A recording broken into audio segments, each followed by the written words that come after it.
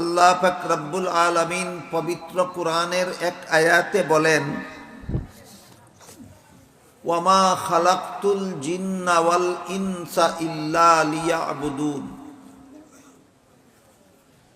এর অর্থ হলো, মানব দানবকে আমি একমাত্র আমার ইবাদত করার জন্য সৃষ্টি করেছি। আল্লাহ আমাদেরকে মানুষ রূপে সৃষ্টি করেছেন শুধু তার ইবাদত করার জন্য।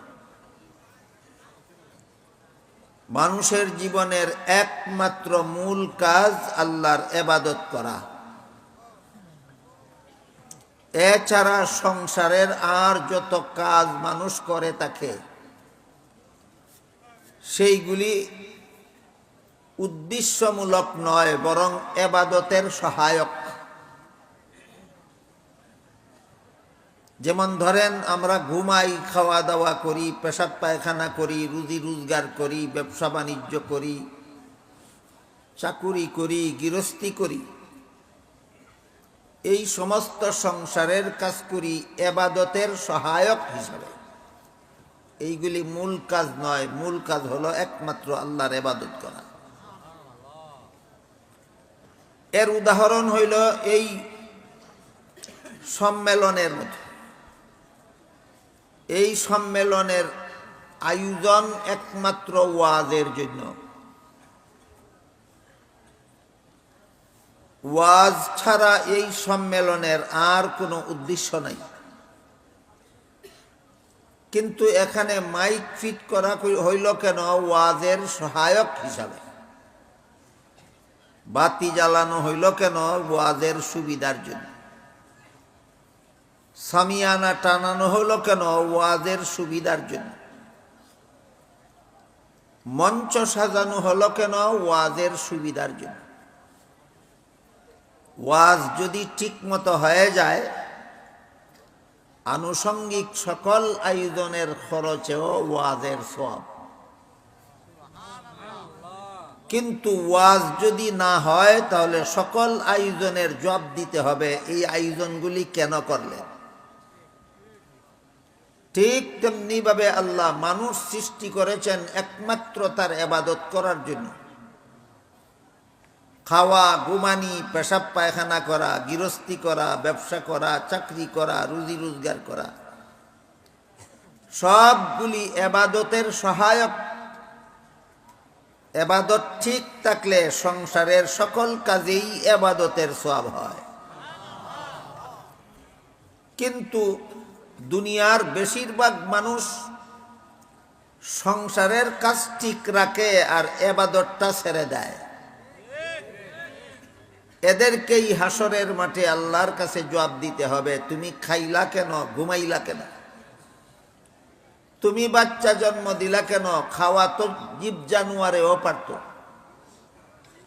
জীব জানুয়ারও তো ঘুমাইতো, জীব জানুয়ারও তো পেশাব পায়খানা করত, জীব জানুয়ারও তো বাচ্চা জন্ম দিত। তুমি মানুষ হইয়া করলা কি? জীব জানুয়ারের জীবনে নাই শুধু ইবাদত। আমরা সংসারে যত কাজ করি সব কাজ জীব জানুয়ারে করে। জীব জানুয়ারে যেই কাজটা পারে না, সেটা হলো নামাজ, রোজা, ইবাদত বন্দেগী করতে পারে না।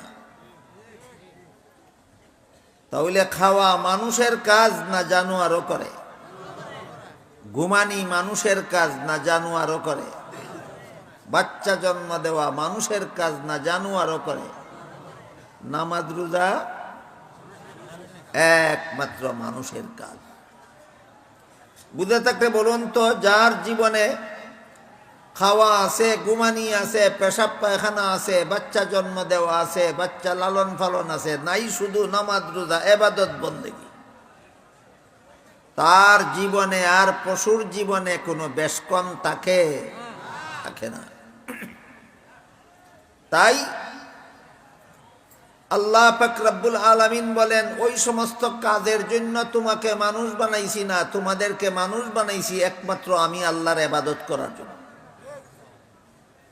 কেউ যদি ইবাদতটা ঠিক মতে করে, তাহলে তার সংসারের কাজে ইবাদতের সওয়াব হয়। যেমন হাদিস শরীফে রাসূল করিম সাল্লাল্লাহু আলাইহি ওয়াসাল্লাম বলেন, কেউ যদি এশার নামাজ জমাতের সাথে পইরা ঘুমায়, ঘুমানিটা ছিল তার সংসারের কাজ, আর এশার নামাজ যে জমাতের সাথে পড়লো এটা তার ইবাদত। রাসূল বলেন এশার নামাজ জমাতের সাথে পইরা যদি ঘুমায়, ইবাদতটা ঠিক মতে করার কারণে অর্ধেক রাতের ঘুম তার ইবাদতে লেখা হইয়া যায়।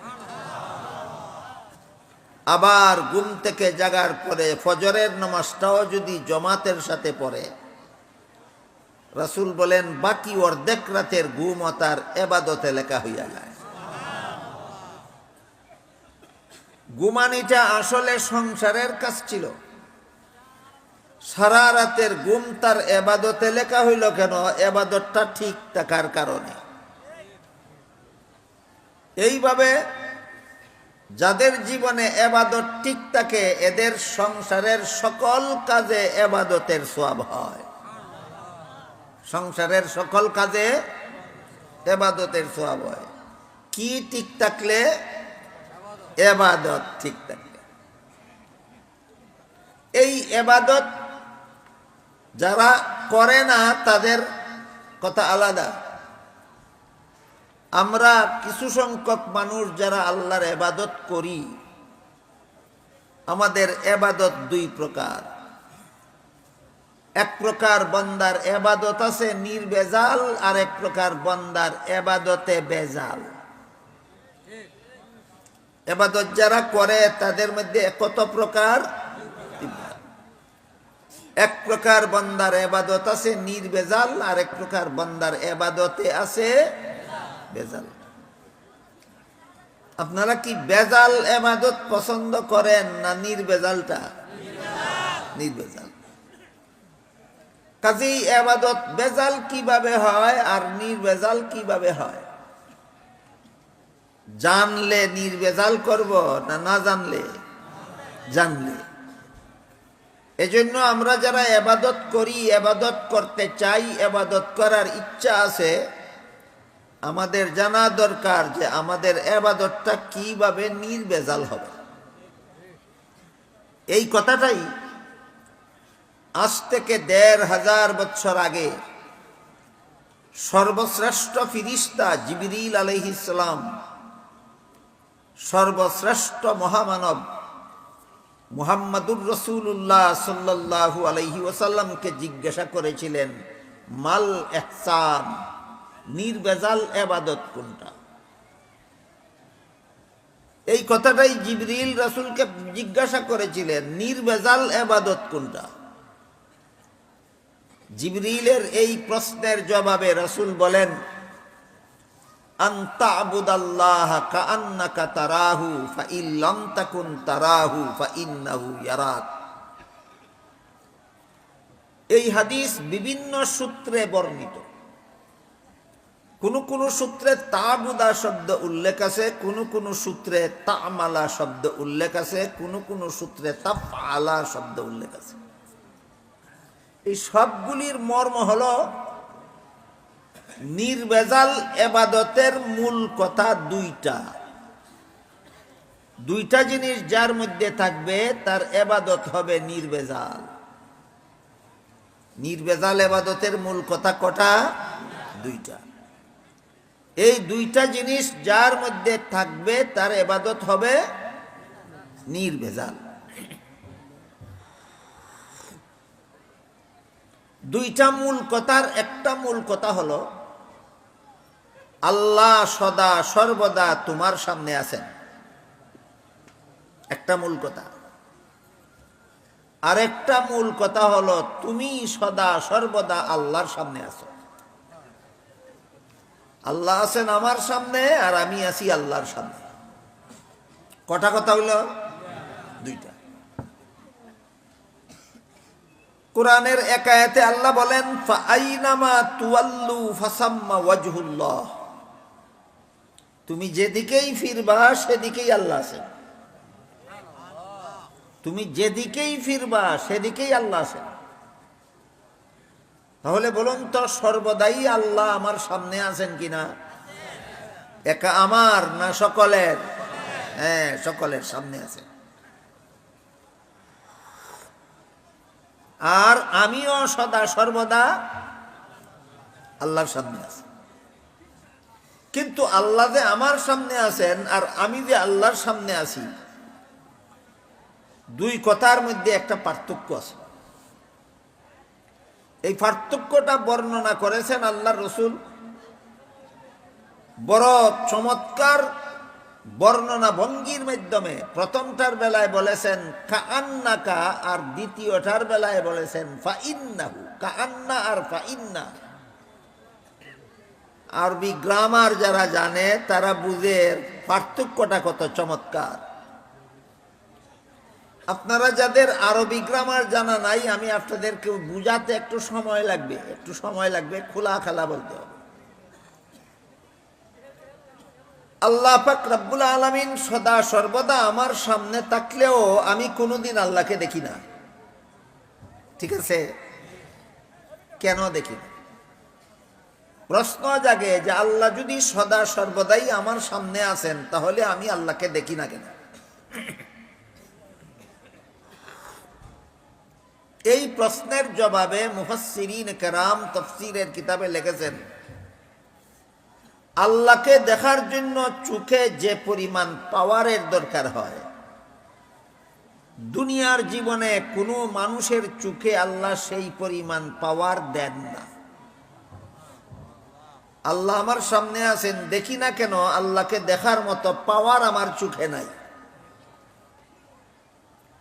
আবার প্রশ্ন জাগে, তাহলে আল্লাহ আমার চোখে আল্লাহকে দেখার মতো পাওয়ার দিলেন না কেন? এই প্রশ্নের জবাব অত্যন্ত গুরুত্বপূর্ণ। সমস্ত মুমিন মুসলমানদের জানা থাকা দরকার। দুনিয়ার জীবনে যদি আল্লাহ আমার চোখে আল্লাহকে দেখার মতো পাওয়ার দিতেন, অবশ্যই দুনিয়াতেই আমরা আল্লাহকে দেখতে পারতাম। দিলেন না কেন? তার কারণ হলো, দুনিয়ার জীবনে কোনো মানুষের চোখে আল্লাহকে দেখার মতো পাওয়ার দিলে সে আল্লাহকে অবশ্যই দেখত, কিন্তু তখন তার ঈমানটা কবুল হইতো না। আল্লাহকে দেখে ঈমান আনলে ঈমান কবুল হয় না। আল্লাহকে না দেখে ঈমান আনলে ঈমান কবুল হয়। কথা বুঝে থাকলে বলুন, দুনিয়ার জীবনে আল্লাহকে দেখার মতো পাওয়ার যে তিনি আমার চোখে দিলেন না, না দিয়া আমাকে বঞ্চিত করলেন, না আমার ঈমানটা কবুল হওয়ার ব্যবস্থা করলেন। কত বড় উপকার করেছেন আল্লাহ আমাকে, এই পাওয়ারটা দুনিয়াতে না দিয়া আমার তো খবরও নাই। এই জন্য বলেছিলাম এই বিষয়টা সমস্ত মুসলমানদের জানা থাকা দরকার। কি মনে করেন আল্লাহ দুনিয়াতে আল্লাহকে দেখার মতো পাওয়ার আমার চোখে না দিয়া কত বড় ক্ষতি করলেন? যেমন তেমন উপকার। এর চেয়ে বড় কোনো উপকার জগতে আর কিছু হতে পারে না। কাজেই আমার চোখে আল্লাহকে দেখার মতো পাওয়ার না দেওয়ায় আমি দুনিয়াতে, যদিও আল্লাহ আমার সামনে আছেন, কিন্তু আমি দেখি না। কিন্তু পরকালে মুমিন বান্দাদের চোখে আল্লাহ আল্লাহকে দেখার মতো পাওয়ার দিবেন। দুনিয়াতে দিছেন না কেন? দেখলে ঈমান কবুল হবে না, এই জন্য দিছেন না। আখিরাতে আল্লাহ সমস্ত মুমিন বান্দাদের চোখে আল্লাহকে দেখার মতো পাওয়ার দিবেন। তখন আল্লাহর রাসূল বলেন, সমস্ত মুমিন বান্দারা আল্লাহকে পূর্ণিমার চন্দ্রের চেয়েও আরো বেশি পরিষ্কারভাবে দেখতে পারবে। বলেন, দেখা যাবে না কোন জগতে? দেখা যাবে কোন জগতে? দেখা যাবে না দুনিয়াতে, দেখা যাবে আখিরাতে। দুনিয়াতে দেখা যাবে না, এর কারণ আছে, আখিরাতে দেখা যাবে। এখানে যদি কারো মনে প্রশ্ন জাগে যে আমরা তো না দেখকেই বিশ্বাস করছি, তাইলে আর আখিরাতেই দেখার দরকার কি ছিল? দুনিয়াতে যেমন না দেখে আল্লাহরে মানি, আখিরাতেও তো না দেখলেও আল্লাহরে মানবো, তাইলে আখিরাতে আর দেখার ব্যবস্থা কেন দিবেন? এই প্রশ্নের জবাব হইল, পরকালে মুমিন বান্দারা জান্নাতে গিয়া জান্নাতের যত নিয়ামত ভোগ করবে, এই সমস্ত নিয়ামতের উপভোগে যত আনন্দ হবে, আল্লাহকে দেখার আনন্দ হবে তার চেয়েও বেশি। বুঝে থাকতে বলেন, জান্নাতের নিয়ামত ভোগ করার আনন্দ বেশি না আল্লাহকে দেখার আনন্দ বেশি? সেই আনন্দ থেকে যেন কোনো মুমিন বান্দা বঞ্চিত না থাকে, এই জন্য পরকালে আল্লাহ মুমিন বান্দার চোখে আল্লাহকে দেখার পাওয়ার দিবেন।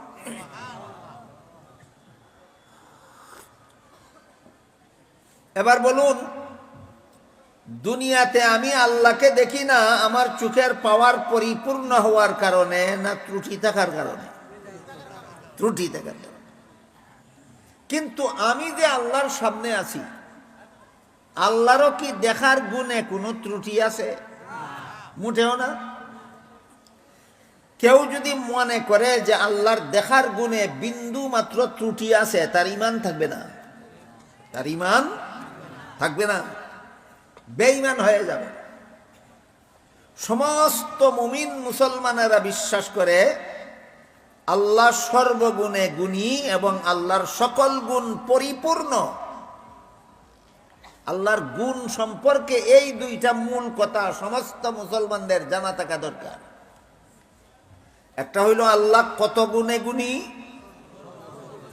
আল্লাহ সর্বগুণে গুণী। এইগুলি জানা, এইগুলি বিশ্বাস করা ঈমানের জন্য অপরিহার্য। আল্লাহ কত গুণে গুণী কেউ যদি জানে না, তাহলে তার ঈমান ঠিক হবে না। সমস্ত মুমিন মুসলমানের জানা ফরজ যে আল্লাহ সর্বগুণে গুণী। বলেন, আল্লাহ কত গুণে গুণী? সর্বগুণে গুণী। এবং আল্লাহর সমস্ত গুণ পরিপূর্ণ। আল্লাহর সমস্ত গুণ পরিপূর্ণ। কাজে আল্লাহর দেখার গুণে যেহেতু কোনো ত্রুটি নাই, তাই আমি যে আল্লাহর সামনে আছি সদা সর্বদা। আমার কথাগুলি বুঝে থাকলে আপনারা একটু দয়া করে বলেন তো, আপনি কতক্ষণ আল্লাহর সামনে থাকেন? তাইলে আমি বুঝাতে পারলাম বিষয়টা আপনাদের। আপনাদের জবাবে আমি আশ্বস্ত হইলাম যে আমি বিষয়টা আপনাদেরকে বুঝাইতে পারছি। আমি সদা সর্বদা আল্লাহর সামনে আছি। তাহলে আল্লাহ আমাকে কতক্ষণ দেখেন? সর্বদাই দেখেন। আল্লাহ সর্বদাই আমার সামনে আছেন। আমার দেখার গুণের ত্রুটির কারণে আমি দেখি না। আর আমি যে সর্বদাই আল্লাহর সামনে আছি, আল্লাহর দেখার গুণে কোনো ত্রুটি নাই। আল্লাহ মুহূর্তে মুহূর্তে আমাকে দেখেন। এবার বলুন, আল্লাহ আমার সামনে থাকা আর আমি আল্লাহর সামনে থাকা একটা পার্থক্য আছে কিনা? এই পার্থক্যটা যদি জানে না, তাহলে সে আহলে সুন্নাত ওয়াল জামাতের অন্তর্ভুক্ত হতে পারবে না। আমাদের সমাজে আহলে সুন্নাত ওয়াল জামাত হওয়ার জন্য কোনো কিছু জানাও লাগে না, মানাও লাগে না, আকাশ ফাটা চিৎকার দিলেই হয়। তালে তালে আর ফালে ফালে আহলে সুন্নাত ওয়াল জামাত হওয়া যায় না। অনেক বিষয় আছে, এগুলি জানতে হবে, মানতে হবে, তবেই আপনি আহলে সুন্নাত ওয়াল জামাত হতে পারবেন।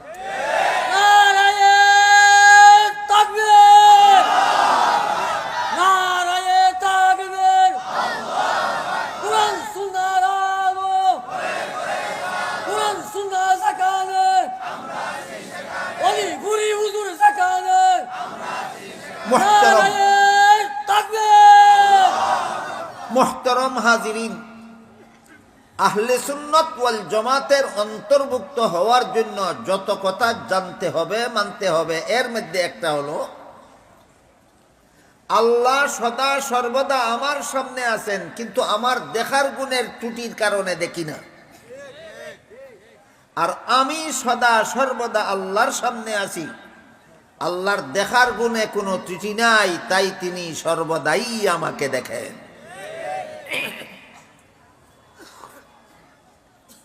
এবার বলুন, আল্লাহ আমার সামনে আছেন, আমি আল্লাহর সামনে আছি, এই বিশ্বাস সব মুসলমানের অন্তরে অন্তরে আছে কিনা? আছে। সমস্ত মুসলমান বিশ্বাস করে আল্লাহ আমার সামনে আছেন, আমি আল্লাহর সামনে আছি। আমার একটা বিশেষ কারণে আল্লাহকে আমি না দেখলেও আল্লাহ সর্বদাই আমাকে দেখেন। আল্লাহ আমাকে সদা সর্বদা দেখেন, এই বিশ্বাসটা সব মুসলমানের অন্তরেই আছে।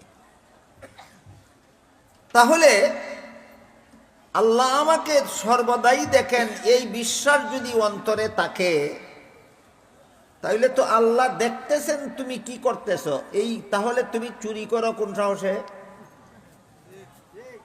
তুমি বিশ্বাস করো আল্লাহ তোমাকে দেখতেছেন, তুমি ডাকাতি করো কোন সাহসে? তুমি সুদ খাও কোন সাহসে? তুমি ঘুষ খাও কোন সাহসে?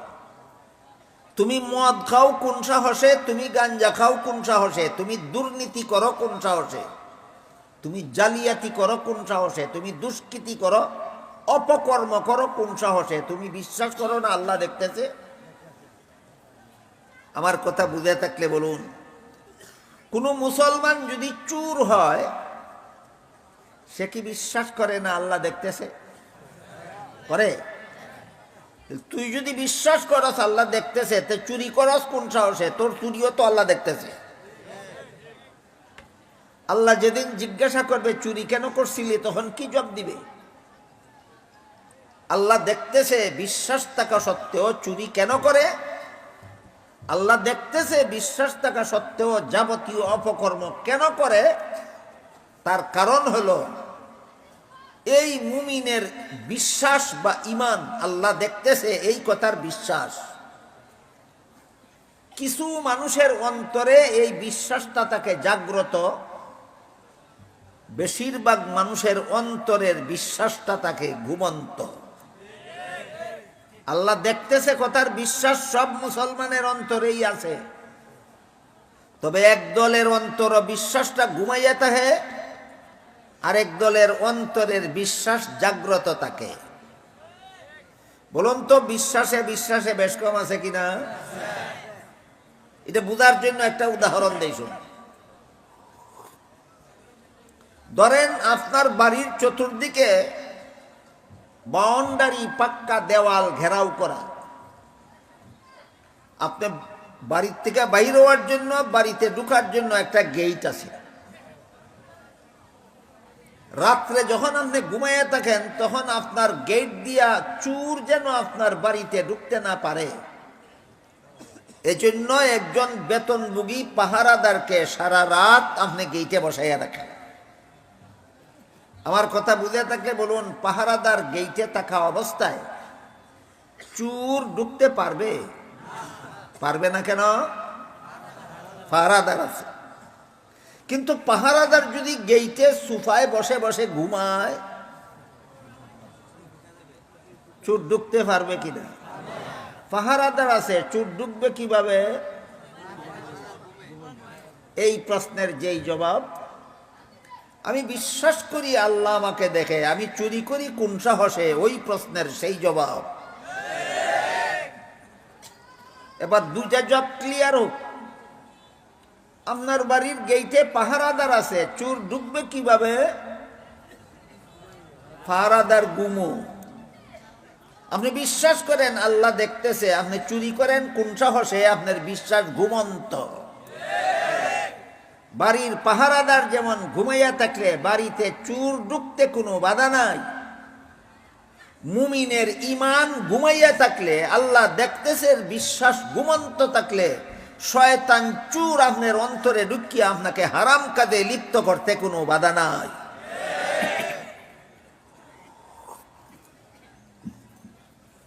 আমার কথা বুঝে থাকলে এবার বলুন তো, আমরা যে সমাজে বাস করি, এই সমাজে কোনো মুসলমান চোর আছে কিনা?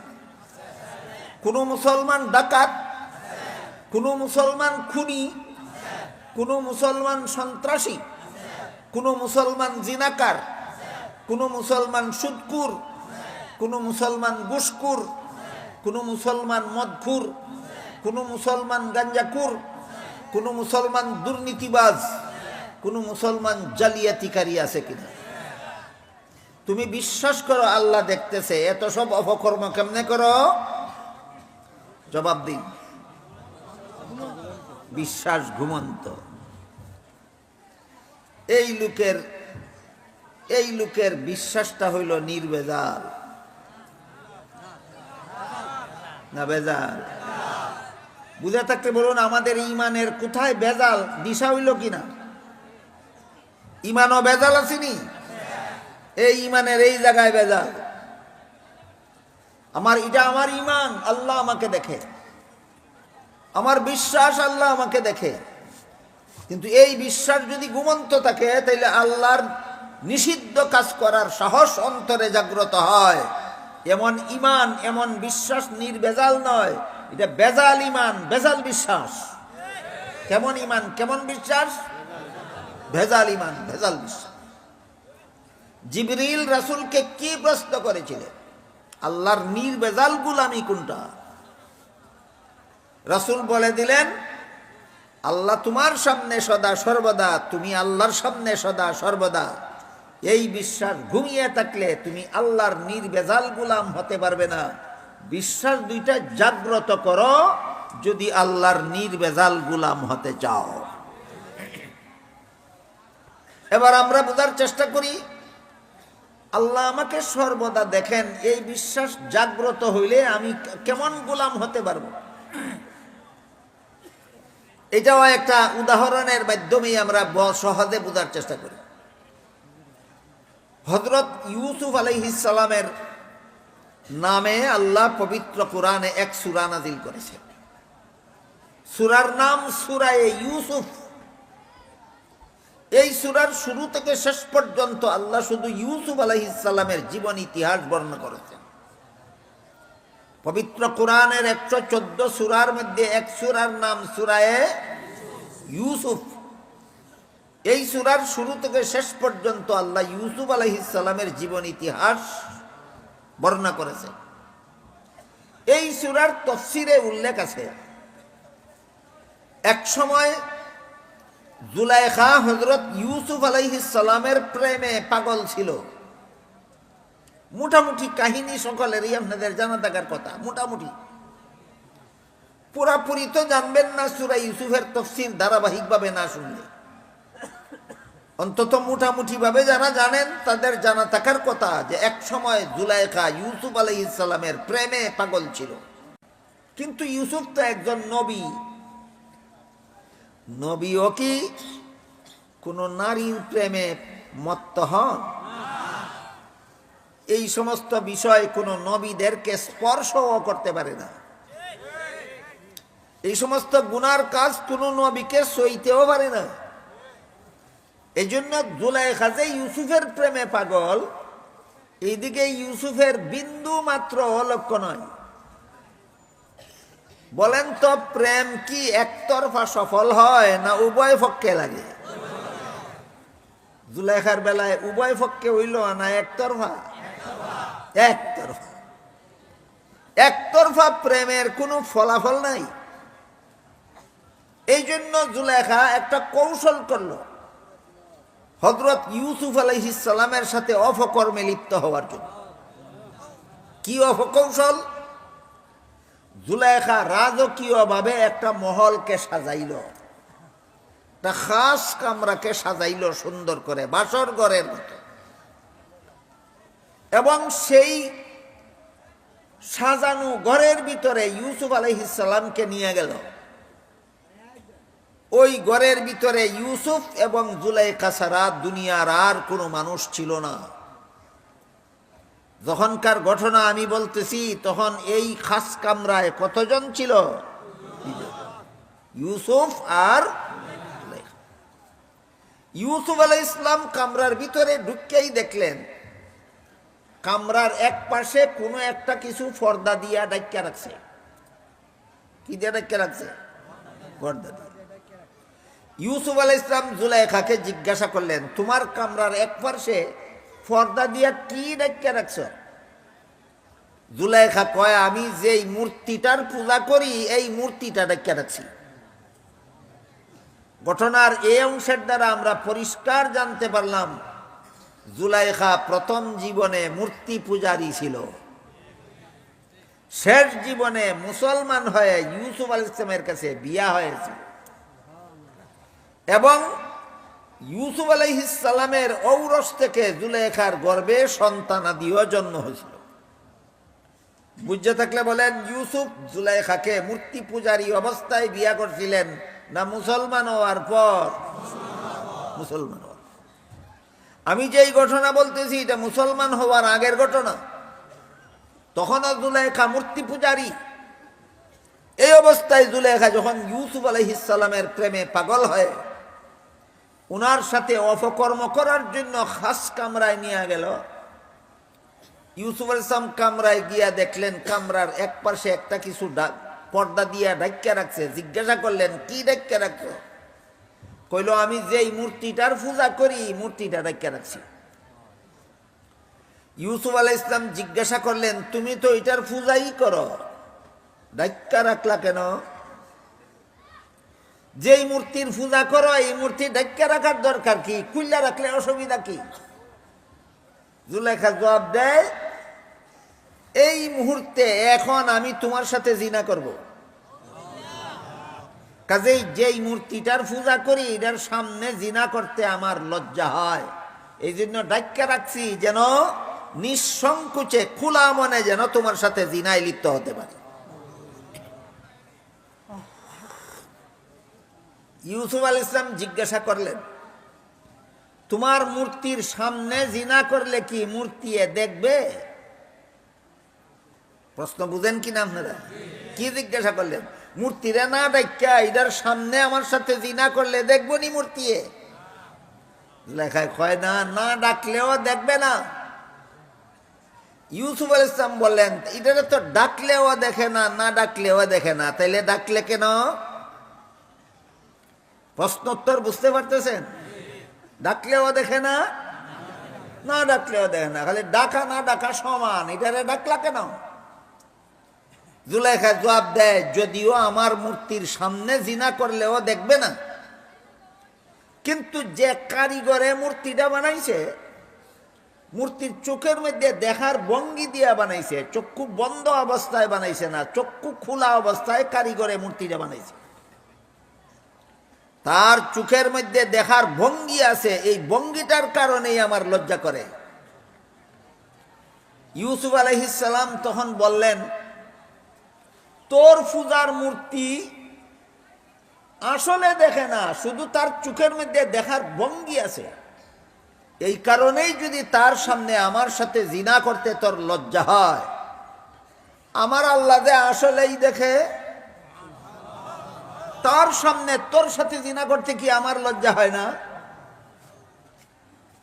তর্কে জুলাইখা হেরে গেল, তর্কে জুলাইখা জিতল না হেরে গেল? তর্কে জুলাইখা, এটা তো ঠিক। যেই মূর্তি আসলে দেখে না, শুধু চৌকের মধ্যে দেখার ভঙ্গি আছে, এই কারণেই যদি এটার সামনে আমার সাথে জিনা করতে তোর লজ্জা হয়, আমার আল্লাহ তো দেখার ভঙ্গি কইরা বইছে না, আমার আল্লাহ আসলেই দেখে, তাহলে আল্লাহর সামনে তোর সাথে জিনা করতে আমার কি লজ্জা হয় না? এই প্রশ্নের কোনো জবাব দিতে পারল না জুলাইখা। কাজেই ইউসুফের সাথে প্রশ্নোত্তরে জুলাইখা জিতল না হাইরা গেল? আইরা গিয়া জোর চালাইল, আর কোনো কথা নাই, জোরেই জিনা করব। এটাই মানুষের স্বভাব। মানুষ যখন কোনো অপকর্মে লিপ্ত হতে চায়, পয়লা সাফাবাজির দ্বারা অপকর্মরে ভালো কর্ম প্রমাণ করার চেষ্টায় লাগে। সাফাবাজি কইরা যখন কুল পায় না তখন জোর চালায়, সাফাবাজি কইরা যখন কুল পায় না তখন, এইভাবেই সমাজ চলে।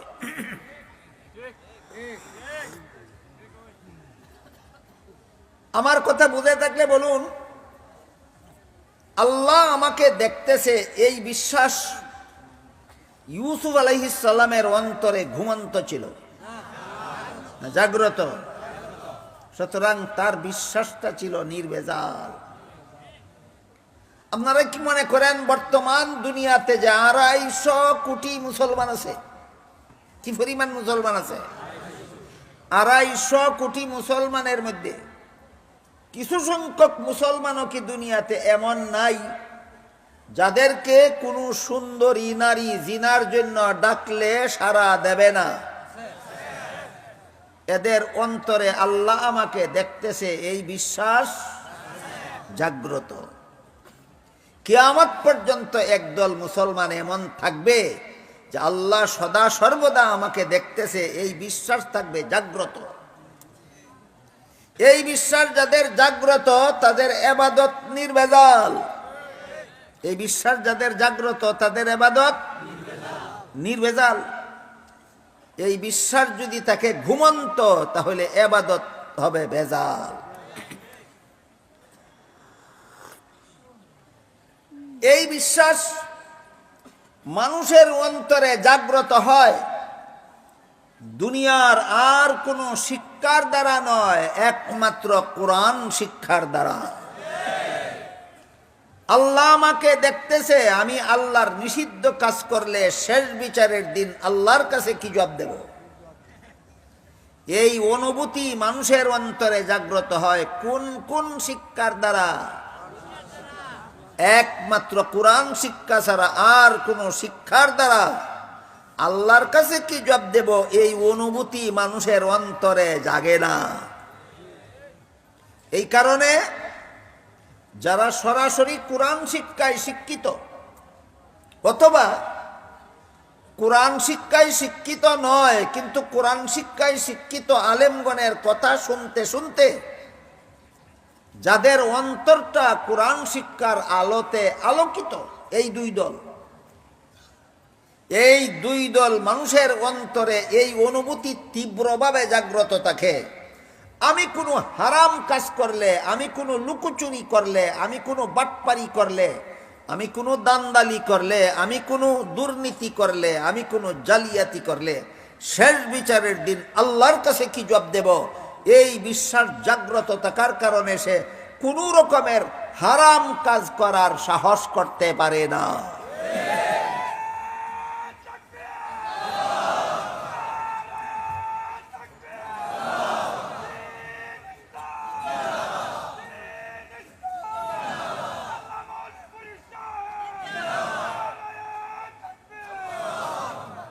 মুহতারাম হাজিরিন, এই জন্যই আল্লাহর কাছে কি জবাব দিব এই অনুভূতি অন্তরে জাগ্রত থাকে দুই দল মানুষের।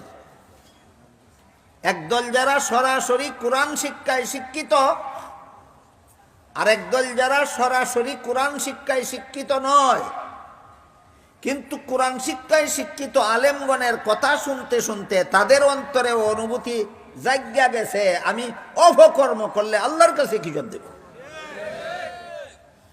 বলেন আল্লাহর কাছে কি জবাব দিব, এই ভয় শুধুমাত্র আলেমদের অন্তরে থাকে না আলেমদের কথা যারা শুনে তাদের অন্তরেও থাকে? এইভাবে সর্বস্তরের মুসলমানের অন্তরটাকে কোরআন শিক্ষার আলোতে আলোকিত করার উদ্দেশ্যে মাদ্রাসার এই সম্মেলনের আয়োজন। মাদ্রাসায় যারা পড়ে আর পড়ায় এরা তো সরাসরি কোরআন শিক্ষার থেকেই এদের অন্তরের অনুভূতি জাগ্রত, এদের ঈমান জাগ্রত। যারা মাদ্রাসায় পড়েও না পড়ায়ও না এদের ঈমান তো ঘুমন্ত। এরা বিশ্বাস করে আল্লাহ দেখে, এরপরেও চুরি করার সাহস করে। বিশ্বাস করে আল্লাহ দেখতেছে, তারপরেও সুদ খাওয়ার সাহস করে, ঘুষ খাওয়ার সাহস করে, মদ খাওয়ার সাহস করে, গাঞ্জা খাওয়ার সাহস করে। এই সমস্ত বেজাল ইমানদারদের ইমানকে নির্বেজাল বানাবার জন্য আল্লাহ দেখতেছে, এই বিশ্বাসকে অন্তরে জাগ্রত করার জন্য মাদ্রাসার পক্ষ থেকে সম্মেলনগুলি করা হয়, যেন সর্বস্তরের মুসলমানের অন্তরের ঈমান জাগ্রত হয়ে যায়, অন্তর যেন কোরআন শিক্ষার আলোতে আলোকিত হয়ে যায়, এরাও যেন নির্বেজাল আল্লাহর নির্বেজাল বান্দা হতে পারে। কাজেই আল্লাহর কাছে কি জবাব দেব, এই অনুভূতি দুই দল মানুষের অন্তরে জাগ্রত।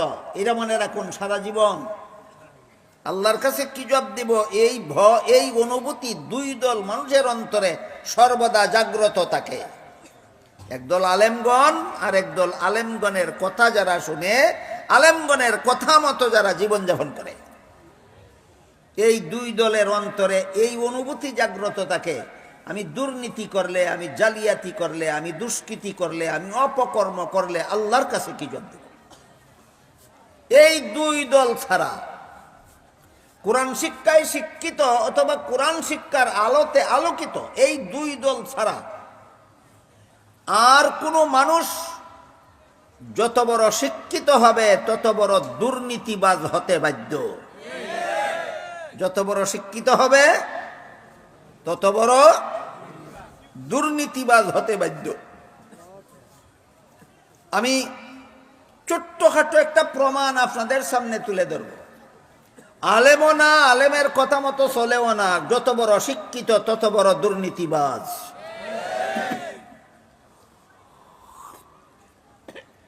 এর একটা সহজ উদাহরণ আমি প্রায় সময় যে বলে থাকি, আমার জীবনের একটা ঘটনা। মনে হয় আজ থেকে 40 বছর আগের ঘটনা হবে। ব্রাহ্মণবাড়িয়া এলাকার এক মাহফিল থেকে রেলে বাড়ি ফেরার জন্য রেল স্টেশনে গেলাম। গিয়া দেখি গাড়ি সাইডে দিতেছে, টিকিট নেওয়ার সুযোগ নাই। বিনা টিকিটেই গাড়িতে উঠলাম। রেলগাড়িতে কেউ বিনা টিকিটে উঠলে তারে টিকিট বানাইয়া দিয়া তার কাছ থেকে ভাড়া নেওয়ার জন্য সরকারের বেতনভোগী কর্মচারী নিযুক্ত থাকে। আমি তারে গিয়া কইলাম, তারে টিটি কয়, আমি তারে গিয়া কইলাম, টিটি সাহেব আমি টিকিট করতেছি না, গাড়ি ছেড়ে দিয়েছে, আমার একটা টিকিট বানাইয়া দিন, আর যা ভাড়া হয় আমার কাছ থেকে নিয়ে নেন। ইনি একটু সেদ দেখাইয়া আমারে কয়, টিকিট বানাইয়া দেওয়া যাইতো না, টিকিট বানাইয়া দেওয়া যাবে না। আমি বললাম, সরকারে যে আপনারা বেতন দেয় শুধু আমাকে টিকিট বানাইয়া দেওয়ার জন্য, সরকারের বাপের টাকা না, জনগণ একটা হাইদা বেতন দেয়, বানাইয়া দেওয়া যাবে না কেন? বলে টিকিট বানাইয়া দিলে শুধু ভাড়া দিলে হবে না, বিনা টিকিটে রেল চড়ার জরিমানাও দিতে হবে। আমি বললাম, ভাড়াও দেব, জরিমানাও দেব, টিকিট বানাইয়া দেব।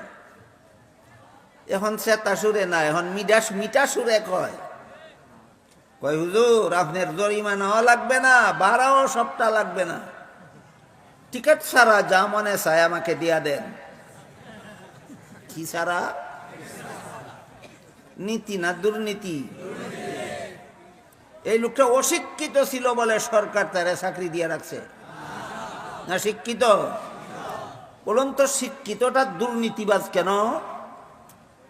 যেই শিক্ষায় অন্তরের আল্লাহর কাছে কি জবাব দিব, এই অনুভূতি যে শিক্ষার দ্বারা জাগ্রত হয়, এই শিক্ষার দ্বারে কাছেও যায়নি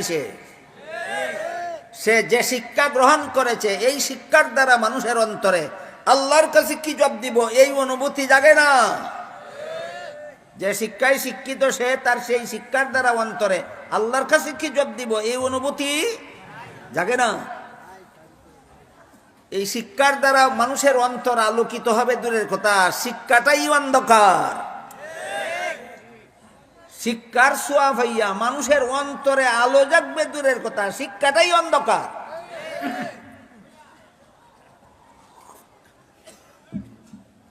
আজ থেকে 40 বছর আগে আমি বাংলাদেশে একজন শিক্ষিত দুর্নীতিবাজ পাইছিলাম। বর্তমান বাংলাদেশে কোনো শিক্ষিত দুর্নীতিবাজ নাই। আপনারা যদি বলেন আছে, তাইলে দায় দায়িত্ব আপনাদের। আমি জিজ্ঞেস করব, শিক্ষিত হলে দুর্নীতিবাজ হবে কেন? কারণ এই শিক্ষার মধ্যে আল্লাহর কাছে কি জবাব দিব এমন অনুভূতি নাই। এই শিক্ষা গ্রহণ করলে মানুষের অন্তর আলোকিত হবে না, শিক্ষাটাই অন্ধকার? শিক্ষাটাই অন্ধকার। অন্তর আলোকিত করার মতো, মানুষের অন্তর আলোকিত করার মতো কোন শিক্ষা যদি দুনিয়াতে থাকে, সেটা একমাত্র কোরআন শিক্ষা। কোরআন শিক্ষার আলো যাদের অন্তরে লাগে, এরা সরাসরি আলেম না হইলেও, এরা সরাসরি কোরআন শিক্ষায় শিক্ষিত না হইলেও, এদের অন্তরে সদা সর্বদা এই অনুভূতি জাগ্রত থাকে, আল্লাহ সর্বদাই আমাকে দেখতেছে, আমি আল্লাহর নিষিদ্ধ কাজ করলে আল্লাহর কাছে কি জবাব দেব। এই অনুভূতি সর্বদাই তার অন্তরে জাগ্রত থাকে। এই ব্যক্তি আল্লাহর নির্ভেজাল গোলাম। কেমন গোলাম? নির্ভেজাল গোলাম।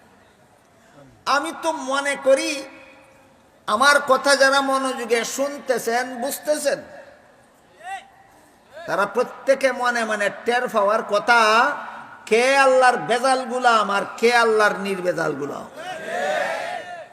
দেখেন তো একটু মনের দিকে তাকাইয়া টের পাওয়া যায় কিনা।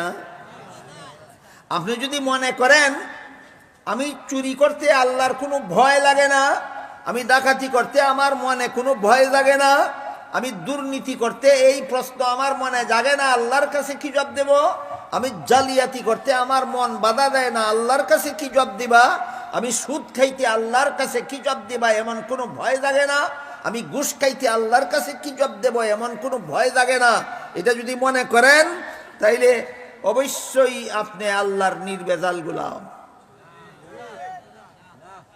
না বেজাল? আমার অন্তরটা বেজাল না নির্বেজাল আপনি নাও জানতে পারেন, আপনার অন্তরটা বেজাল না নির্বেজাল আমি নিজে নাও জানতে পারি। কিন্তু বলুন আমার কথা বুঝে থাকলে প্রত্যেকেই যার যার ব্যাপারটা টের পাচ্ছেন কিনা, আপনি আল্লাহর বেজাল গুলাম না নির্বেজাল? টের পাওয়া যায়নি, দেখুন টের পাওয়া যায়। এই অনুভূতিটাই রসুল দিয়েছেন জিবরিলের প্রশ্নের জবাবে। আল্লাহ তোমাকে দেখতেছে, এই অনুভূতি যদি তোমার জাগ্রত থাকে, আল্লাহর নিষিদ্ধ কোনো কাজ করার সাহস তোমার থাকবে না, তখনই তুমি আল্লাহর নির্বেজাল গোলাম। এই অনুভূতি মানুষের অন্তরে জাগ্রত হয় একমাত্র কোরআন শিক্ষার দ্বারা, একমাত্র কোরআন শিক্ষার দ্বারা। আল্লাহর কাছে কি জবাব দেব? এবার আল্লাহর কাছে কি জবাব দেব, এই অনুভূতি অন্তরে জাগ্রত হইলে কিভাবে সে দুর্নীতি করার সাহস করতে পারে না। এর একটা উদাহরণ দিয়ে আজকের মতো কথা শেষ করি। হযরত উমর ফারুক রাদিয়াল্লাহু তাআলা আনহু রাসূলের দ্বিতীয় খলিফা ছিলেন, দ্বিতীয় খলিফা। রাসূল করিম সাল্লাল্লাহু আলাইহি ওয়াসাল্লামের প্রথম সুযোগ্য খলিফা ছিলেন হযরত আবু বকর সিদ্দিক রাদিয়াল্লাহু তাআলা। দ্বিতীয় খলিফা ছিলেন হযরত উমর ফারুক রাদিয়াল্লাহু আনহু। তৃতীয় খলিফা ছিলেন হযরত উসমান গনি রাদিয়াল্লাহু আনহু। চতুর্থ খলিফা ছিলেন হযরত আলী রাদিয়াল্লাহু আনহু। সিরিয়াল বাই সিরিয়াল এই চারজন রসুলের সুযোগ্য খলিফা ছিলেন। এই কথাটাও আপনার জানতে হবে, মানতে হবে, তা না হইলে আপনি আহলে সুন্নাত ওয়াল জামাত হতে পারেন না। সাফার জুড়েই আহলে সুন্নাত ওয়াল জামাত হয় না, অনেক কিছু জানতে হয়, মানতে হয়। সাফার জুড়েই সুন্নি হয় না, অনেক কিছুই জানতে হয়, মানতে হয়, তারপরে আহলে সুন্নাত ওয়াল জামাত হওয়া যায়। আপনারা যদি সত্যিকারের আহলে সুন্নাত ওয়াল জামাত হয়ে থাকেন, তাহলে বলুন উমর রসুলের কত নম্বর খলিফা ছিলেন? হ্যাঁ, 2 নম্বর খলিফা। রসুলের প্রতিষ্ঠিত রাষ্ট্র, রসুল দুনিয়ার থেকে বিদায় হওয়ার পর শাসন করেছেন, প্রথমে শাসন করেছেন হযরত আবু বকর। আবু বকরের ইন্তেকালের পরে দ্বিতীয় স্তরে হযরত উমর রসুলের প্রতিষ্ঠিত রাষ্ট্র শাসন করেছেন। তাই উমর ছিলেন রাসূলের প্রতিষ্ঠিত রাষ্ট্রের প্রধান শাসনকর্তা। বাংলা ভাষায় শাসনকর্তা, কোরআনের ভাষায় খলিফা। বাংলা ভাষায় শাসনকর্তা, কোরআনের ভাষায় খলিফা। হযরত উমর যে দেশের শাসনকর্তা ছিলেন, এই দেশটা বাংলাদেশের সমান, পাকিস্তানের সমান একটা দেশ ছিল না, প্রায় অর্ধেকটা পৃথিবীর সমান একটা দেশ ছিল। হযরত উমরের শাসিত দেশ কত বড়? অর্ধেকটা পৃথিবীর সমান। খুব ছোটখাটো একজন শাসনকর্তা না, বিশাল সাম্রাজ্যের শাসনকর্তা।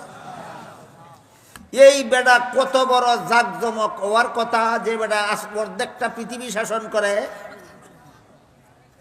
কি মনে করেন কি পরিমাণ জাকজমকপূর্ণ হওয়ার কথা? এবার শুনুন এই লোকটা কি পরিমাণ জাকজমকপূর্ণ ছিল। একবার খলিফা উমর দেশের জনগণকে মাথা পিছু একটা করে রিলিফের চাদর দিলেন, সরকারি চাদর বিনামূল্যে বিতরণ করলেন। শুক্রবারে জুমার নামাজের খুতবা পড়ার জন্য খলিফা উমর যখন মিম্বরে দাঁড়াইলেন, তখন দেখা গেল খলিফা উমরের শরীরে সরকারি চাদর 2টা, একটা কোমর থেকে নিচের দিকে ফিনছে আর একটা কান্দ ফালাইয়া শরীরে জড়াইছে। জনগণরে দিছে একটা কইরা, নিজে ফিনছে 2টা। মিম্বরে দাঁড়ানি মাত্র একজন মুসল্লি কয়, আপনি আমাদের দেশের প্রধান শাসনকর্তা, আমাদেরকে একটা কইরা চাদর দিছেন, আপনি দুইটা ফিনছেন, কোন অধিকারে জবাব দিতে না পারলে আপনার খুতবাও শুনতাম না, আপনার পিছনে নামাজ পড়তাম না।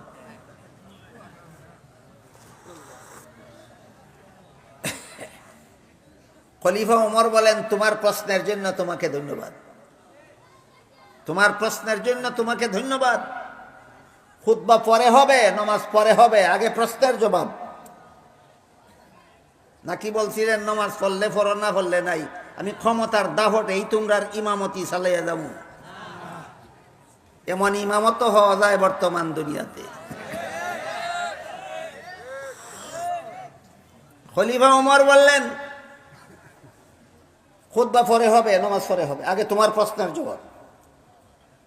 তোমার প্রশ্নের জন্য তোমাকে ধন্যবাদ, তোমার প্রশ্নের জন্য তোমাকে ধন্যবাদ।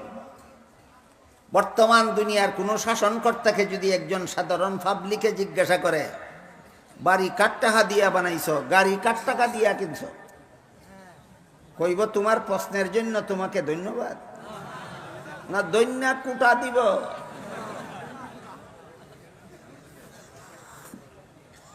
খলিফা ওমর বলেন, তোমার প্রশ্নের জন্য তোমাকে ধন্যবাদ।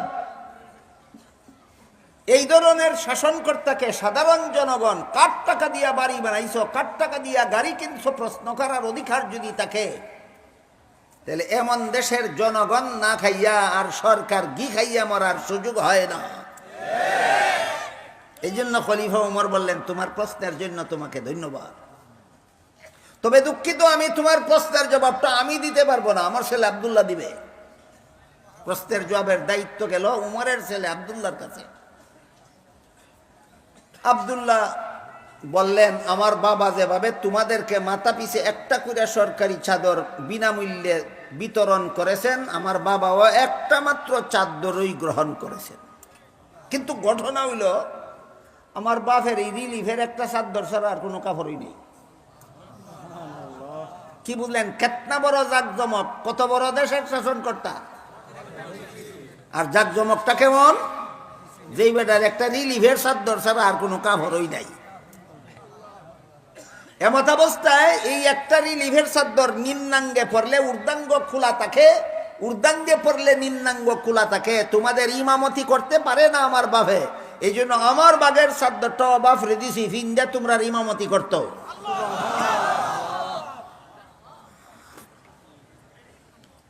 কেতনা বড় শাসনকর্তা, কেতনা বড় জাকজমক, বুঝে আসছে আপনাদের? জাকজমক না অস্বাভাবিক সাদা সিধা? অস্বাভাবিক সাদা সিধা। সেই খলিফা উমর যদি রাস্তা দিয়া যান আর সাথে কোনো কিছু খাওয়ার মতো না থাকে, এটা কি আশ্চর্য হবে? যেই বেটার একটা রিলিফের চাদর ছাড়া কোনো কাপড়ই নাই, এই বেটার সফরের মধ্যে খাওয়ার কিছু নাই, তো স্বাভাবিকই হইতে পারে। তাই খলিফা ওমর এক সময় মরুভূমির রাস্তা দিয়ে যাইতেছিলেন, সাথে খাওয়ার মতো কিছু নাই। মরুভূমির রাস্তার পাশে তো বাড়ি ঘর নাই, দোকানপাটও নাই, কিনবারও সুযোগ নাই, সাথেও রুটি মুটি নাই, রাস্তায় কিনবারও সুযোগ নাই। এমত অবস্থায় খলিফা ওমরের ভেড়ে লাগছে বুক। বলেন, খাদ্য জোগাড় করার সুযোগ আছে? এটা তো বুক লাগছে।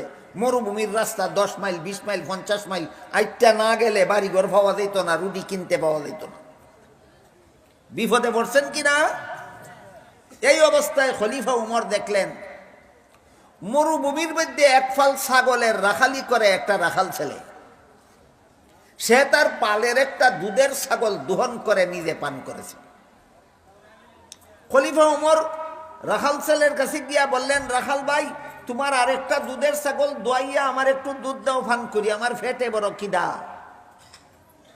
রাখাল ছেলে খলিফা উমরকে আর দেখে নাই জীবনে কোনোদিন, কাজেই সে চিনতে পারছে না ইনি যে খলিফা উমর।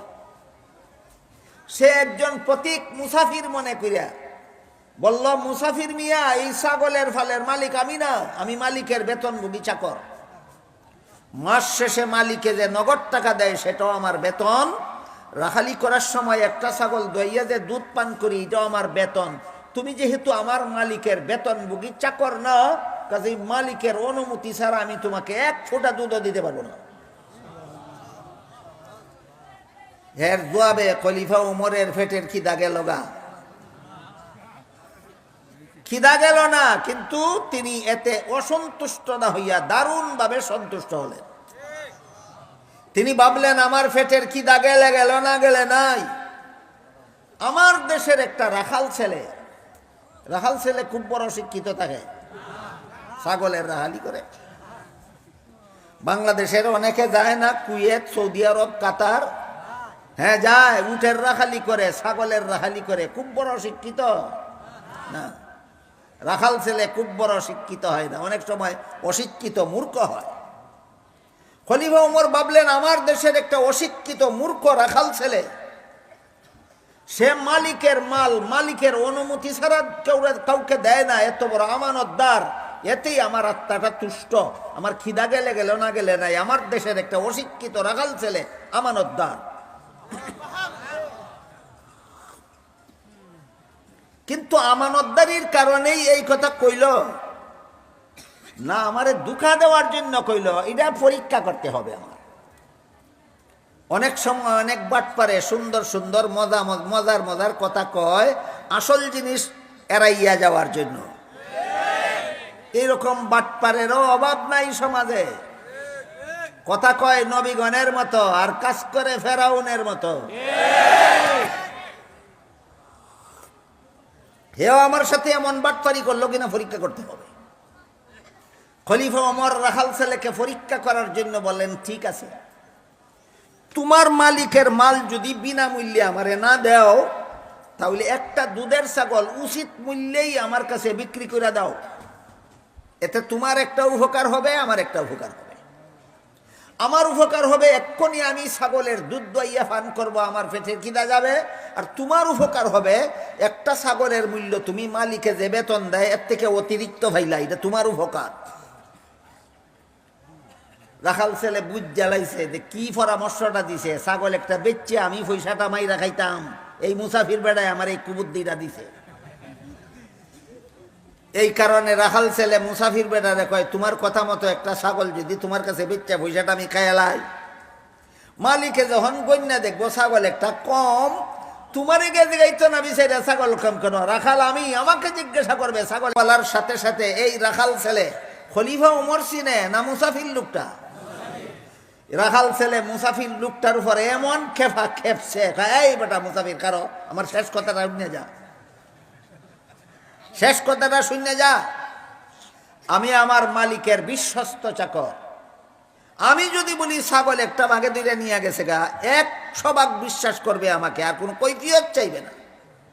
কিন্তু তুই বল, শেষ বিচারের দিন আল্লাহ যখন জিজ্ঞাসা করবেন ছাগল একটা কি করছিলি, তখন কি জবাব দেব? একটা মালিকের একটা দুধের ছাগল বেচে খাইয়া বাগেনি সেগা খাইয়া বাটফারি করণের মতো অপকর্ম থেকে একটা অশিক্ষিত রাখাল ছেলেকে বাঁচাইল কোন জিনিসের ভয়? শেষ বিচারের ভয়। এই শেষ বিচারের ভয় মানুষের অন্তরে জাগ্রত হয় একমাত্র কোরআন শিক্ষার দ্বারা। কোরআন শিক্ষার আলোতে যাদের অন্তর আলোকিত, এরা ব্যক্তি জীবনে দুর্নীতিবাজ হতে পারে না, পারিবারিক জীবনে দুর্নীতিবাজ হতে পারে না, সামাজিক জীবনে দুর্নীতিবাজ হতে পারে না, রাষ্ট্রীয় জীবনে দুর্নীতিবাজ হতে পারে না, আন্তর্জাতিক জীবনে দুর্নীতিবাজ হতে পারে না।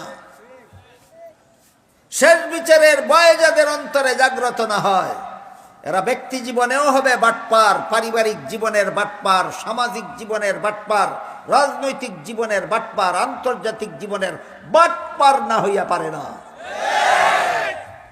কিসের অভাবে? শেষ বিচারের দিন আল্লাহর কাছে কি জবাব দেব? আমি কি করতেছি না করতেছি আল্লাহ নিজেই তো দেখতেছে, কাজেই সেই আল্লাহর কাছে কি জবাব দেব? এই অনুভূতি যাদের অন্তরে জাগ্রত হয়, এরা যেহেতু কোনো অপকর্মে লিপ্ত হওয়ার সাহস থাকে না, আল্লাহ রসুল বলেন তখন লোকটা আল্লাহর নির্ভেজাল গুলামে পরিণত হয়। আমি কি আপনাদেরকে বুঝাইতে পারলাম আল্লাহর গুলামি নির্ভেজাল কেমনে হয়? বাটপারি, সাটপারি, চুরি ডাকাতি এইগুলিতে লিপ্ত থাকতে পারলেই আল্লাহর নির্ভেজাল গোলাম হওয়া যায় না। এইগুলি থেকে মুক্ত থাকতে পারলে, মুক্ত থাকার শিক্ষা দুনিয়াতে আর কিছু নাই একমাত্র কোরআন শিক্ষা ছাড়া। তাই আল্লাহ আপনাদের আমাদেরকে কোরআন শিক্ষার আলোতে আলোকিত হয়ে আল্লাহর নির্ভেজাল গুলামে পরিণত হওয়ার সৌভাগ্য দান করুন। সবাই বলুন আমিন।